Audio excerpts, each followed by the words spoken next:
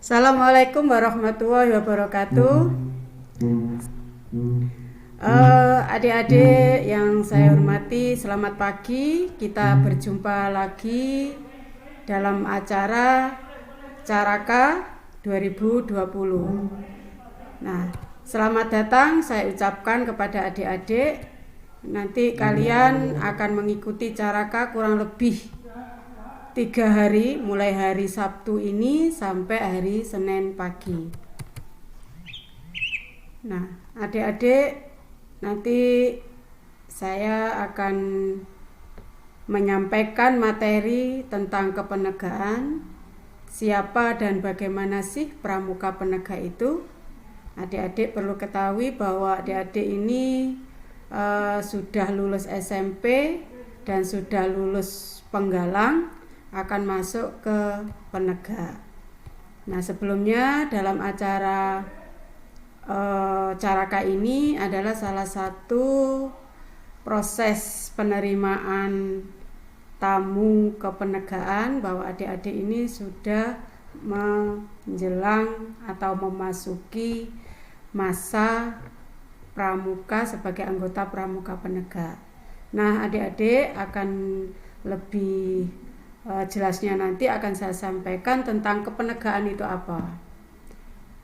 Sesuai dengan Peraturan Menteri Pendidikan dan Kebudayaan Republik Indonesia nomor 63 tahun 2014 tentang pendidikan kepramukaan sebagai kegiatan ekstrakurikuler wajib. Jadi mulai tahun 2014 pramuka wajib di SMA itu pramuka itu wajib diterapkan atau dilaksanakan di SMA. Sebelumnya tidak wajib. Tapi nanti adik-adik juga bisa masuk ke pramuka itu sebagai pilihan. Yang nantinya seperti adik-adik akan masuk ke ambalan atau dewan ambalan. Nah, apa sih penegak itu? Sebelumnya mari kita istilah penegak itu dari kata tegak dan diawali dengan ya. Jadi penegak begitu yang artinya adalah berdiri atau menjadi tegak atau yang menegakkan. Dalam arti ini adalah bahwa penegak ini adalah sebagai masa pengabdian pada masyarakat, yaitu menerapkan hasil latihan. Oke, di dalam penegak itu ada namanya sistem among, di mana sistem among ini adalah peran pembina tidak lagi seperti waktu di penggalang. Peran pembina ini yaitu hanya membina 10%-nya saja, dan sepenuhnya itu dilakukan oleh anggota penegak sendiri. Gitu. Nah, salah satunya adalah sistem amongnya adalah Tuturi Handayani, di mana seorang pembina nyoka memberikan dorongan, motivasi, dan arahan. Sedangkan di tengah-tengah anggota pembina juga sebagai penggerak, yaitu Eng Madya Mangun Karsa. Kemudian pembina itu pun akan berada di depan dengan memberikan keteladanan atau contoh supaya anggota penegak itu bisa mencontoh pembinanya dengan baik. Nah, sekarang kapan bisa jadi penegak? Adik-adik ini adalah usianya antara sekitar 16, di mana untuk menjadi anggota penegak itu sekitar usia antara 16. Itu adalah syarat, karena yang dipakai patokan di dalam penegak itu adalah umurnya. Di samping itu juga adik-adik telah memenuhi syarat kecakapan umum atau sudah menempuh SKU, di mana SKU ini sebuah tingkatan yang ada di dalam penegak, yaitu tingkatan bantara dan laksana. Untuk meraih tingkatan bantara, adik-adik harus menempuh SKU terlebih dahulu. Begitu juga dengan laksana, adik-adik juga harus mampu menempuh kecakapan ya secara umum, kecakapan umum itu, dan nantinya setelah menempuh syarat kecakapan umum, adik-adik akan dilantik menjadi bantara atau laksana. Yang berikutnya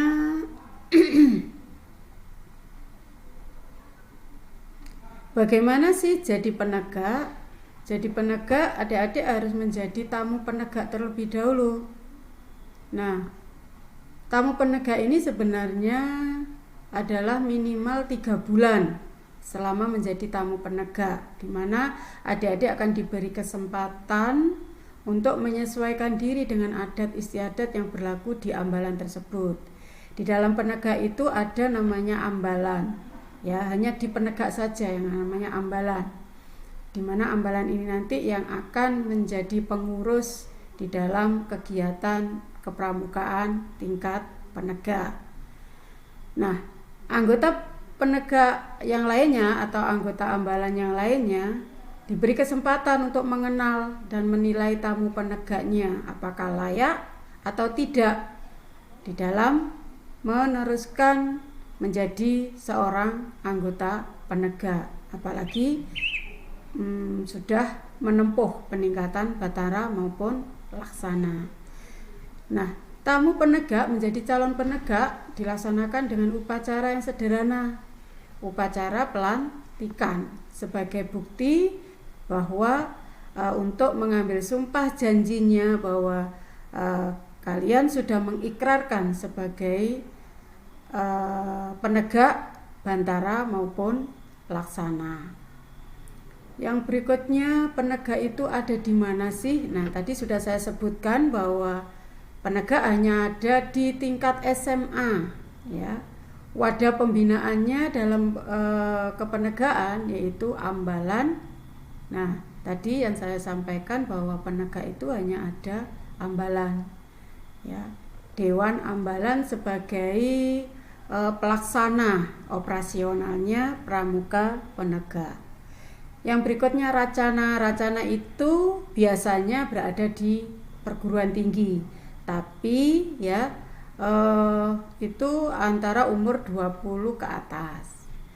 Ada lagi dalam penegak itu ada dewan kerja. Dewan kerja itu adalah nanti sebagai yang ikut di dalam kepengurusan ambalan, itulah yang menjadi dewan kerja. Kemudian kelompok kerja nanti akan dibagi beberapa kelompok begitu. Di dalam bekerja di ambalan itu nanti ada beberapa kelompok atau sekbid, kalau bisa dibilang di OSIS itu sekbid.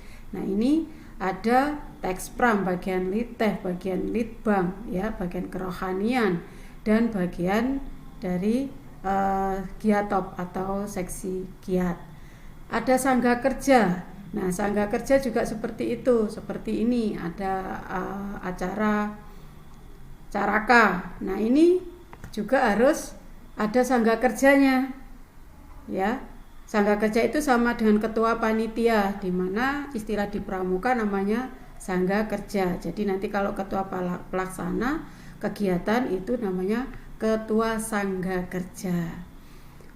Nah, berikutnya adalah satuan karya. Nah, satuan karya ini nanti kakak-kakak akan diberi kesempatan di dalam memilih peminatan dalam kepramukaan itu. Ada 8 saka yang sudah eksis begitu, di Singosari juga sudah eksis 8 saka. Nanti sifatnya ini adalah berupa peminatan, di mana nanti kakak-kakak akan lebih memfokuskan mempelajari tentang peminatan tersebut yang diambil. Salah satunya adalah beberapa saka pertama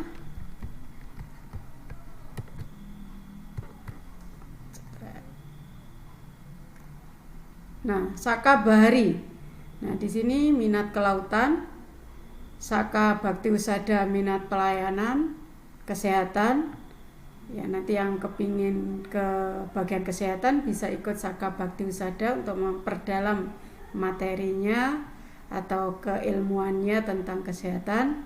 Terus ada saka bayangkara yang ingin memperdalam minat hukum dan kemasyarakatan, biasanya di bawah naungan kepolisian. Yang berikutnya Saka Dirgantara yaitu minat keangkasaan. Ya, biasanya di bawah naungan TNI AU. Ya, berikutnya Saka Kencana, minat penyuluhan kependudukan. Nah, yang ingin mempelajari keilmuan tentang BKKBN, ya, keluarga berencana tentang kependudukan, bisa ngambil Saka Kencana. Saka Taruna Bakti, minat di bidang pertanian, perikanan, dan peternakan. Ini nanti kalau kalian ingin melanjutkan ke perguruan tinggi jurusan pertanian, perikanan, peternakan, bisa memperdalam terlebih dahulu, ikut Saka di bidang Saka Taruna Bumi. Yang berikutnya Saka Wana Bakti, minat kehutanan juga begitu. Yang berminat tentang kehutanan bisa masuk ke Saka Wana Bakti. Sekarang Saka Wirakartika. Saka Wirakartika ini tentang kesatriaan darat atau di Angkatan Darat, TNI Angkatan Darat. Nah, nanti kalian akan diberi keilmuannya tentang TNI AD, ya, bagaimana cara membaca kompas di udara, di darat, dan lain sebagainya. Nah, Saka ini sifatnya adalah tidak permanen, dalam arti kalian yang mempunyai gugus depan baru diizinkan untuk mengikuti Saka, dan Saka ini hanya berlaku 6 bulan. Setelah 6 bulan sudah menguasai ilmu keilmuannya tadi, ini wajib untuk kembali ke gugus depannya untuk mengamalkan ilmu yang telah diperoleh di Saka tersebut. Nah, ini adalah Saka-Saka gambarnya, ya. Hak dan kewajiban menjadi anggota penegak apa? Mentaati adat ambalan, menjadi penegak bantara dan laksana, dilaksanakan dengan upacara pelantikan. Itu hak kalian menjadi penegak bantara, dengan catatan tadi harus bisa menempuh kecakapan umum terlebih dahulu. Nah, mengucapkan janji Trisatya dengan sukarela dan berhak memakai tanda tingkatan. Nanti kalian setelah menempuh bantara dan laksana dan sudah dikukuhkan di dalam upacara pelantikan, maka kakak akan diberi semacam tanda tingkatan yang akan dipasang di atas pundak kalian, bantara dan laksana. Yang berikutnya penegak bantara dan laksana diberi kesempatan untuk latihan di gugus depannya. Yang berikutnya membuktikan diri kepada masyarakat dan membentuk kepribadian yang kuat. Karena intinya di dalam pramuka penegak itu adalah pengabdian kepada masyarakat. Nanti kalian dituntut untuk bisa mengembangkan diri di dalam masyarakat, ya, mengabdikan diri di dalam masyarakat. Tidak lagi harus mencari ilmu kepramukaan di dalam gugus depan saja, tetapi harus keluar dari gugus depan. Nah, oke, kakak-kakak, itu yang bisa saya sampaikan. Terima kasih atas perhatiannya, dan kita akan bertemu secara offline. Mudah-mudahan pada masa pandemi ini kakak-kakak, ya, bisa bertahan untuk selalu menahan emosinya, bisa menjalankan segala aktivitasnya dengan normal, ya, dengan tentunya dengan protokol kesehatan. Dan saya mengharapkan dengan berakhir bisa secepatnya kondisi pandemi ini bisa berakhir, ya, dan kita akan berjumpa di gugus depan. Assalamualaikum warahmatullahi wabarakatuh.